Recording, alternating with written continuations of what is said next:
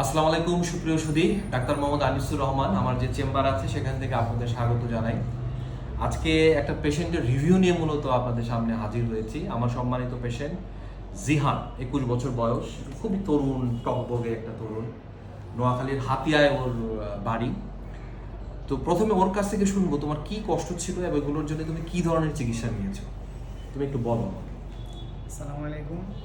আমি আরও ছয় ছয় থেকে 7 মাস আগে আমি হঠাৎ আমার গায়ে অনেক জ্বর আসে। জ্বর আসার পরে বিভিন্ন ধরনের ওষুধ খাওয়ার পর আমি একটু সুস্থ করছি। পরে আমি বাড়িতে ছিলাম তখন। পরে ঢাকা আসছি। ঢাকা আসার পরে সমৃদ্ধা মেডিকেলে আমি ডাক্তার দেখাইছিলাম। পরে ওনারা আমার কিছু টেস্টের পরে বলতেছে কিছু ওষুধ দিয়েছে, কি হবে, তুমি এগুলো 1 মাস খাও, তুমি সুস্থ হয়ে যাবে। পর আমি 1 মাস দেখা করছি। 1 মাস ওষুধগুলো কন্টিনিউর পর আমি আবার দেখা করছি।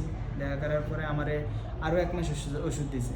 পরে 1 মাস পুরোটা করি নাই, দেখতেছি আমার অবস্থা অনেক খারাপ। আমার ব্যথা পুরোপুরি পাই সব জায়গায় ছড়িয়ে গেছে, হাতে পায়ে সব জায়গায় উঠতে পারি না, বসতে পারি না।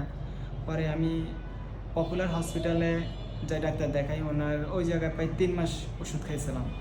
3 মাস ওষুধ খাওয়ার পরে দেখতেছি সেম একই অবস্থা। আমি বাইচান্স একদিন যদি আমার ওষুধ মিস দিই, আমি পরের দিনের আমি সেম ব্যথা অনুভব করি। হাঁটতে পারি না, বসতে পারি না, শুইতে গেলে ব্যথা সব জায়গায়।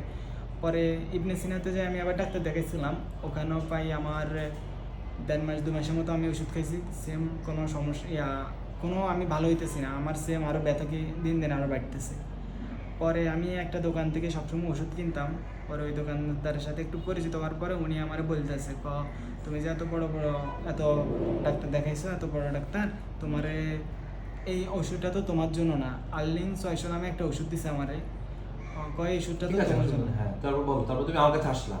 পরে উনি স্যারের ঠিকানা দিচ্ছে, কি আমি এরকম ছিলাম, তোমার সেম একই অবস্থায় ছিলাম, আমারও অনেক ব্যথা ছিল। পরে উনি আমার স্যারের ঠিকানা দিছে। পরে কি তুমি ওই জায়গায় দেখা করতে পারো।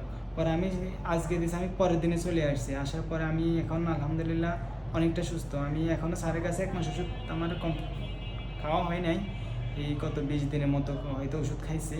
এখন আমি নিজে মনে করি আমি 99% ভালো আলহামদুলিল্লাহ। আমি এখন পুরোপুরি সুস্থ মনে করি। আমি এখন কোনো সমস্যাই করতেছি না। এখন এই জন্য স্যারের কাছে আসছি। স্যারের ফলো হবে, তুমি তো বাইরে চলে যাবো তাই না জিহান?